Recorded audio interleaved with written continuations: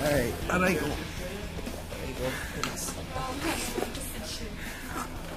Enjoy seat ka na lang sa hapon.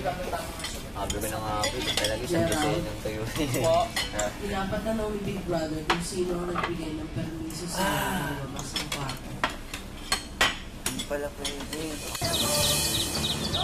As a teenager, hyper si Gerald at gusto niyang palaging gumagalaw. Kaya nang binigyan siya ng punishment na di maaaring gumalaw ng walang tulong ng mga kasama, hirap na hirap si Gerald. Sa pagbubukas ng Day 12, excited na siyang lumabas ng kwarto at kumain kasama ang mga kaibigan. Si Waki. Dun sa... Boys, saan niyo dadalhin niyang si Gerald? May parusa pa yan kay Kuya. Ay, aray ko. Enjoy seat ka na lang sa hapon. Sabi ko na nga po, talaga isang design ng tayo. Pinapatanong ni Big Brother kung sino ang nagbigay ng permiso sa lumabas ng kwarto. Hindi pala pwede. Ayan! Nasita tuloy kayo ng mayordoma ni Kuya. Balikan na, Gerald!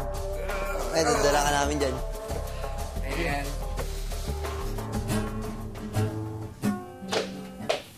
Thanks. Di ka naman pababayaan ng mga kaibigan mo. See? Binigyan ka pa nila ng breakfast in bed. Habang naghihintay ng shower call, may isang teen housemate na na-inspire at kumanta. Bakit po? Hindi to Imelda eh. Basta kasama to sa CD ko na CD ni Imelda. Talaga?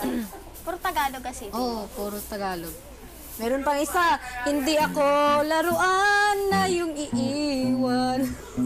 Ito pa lang si Claire. May tinatagong talent. Oh, sad movies.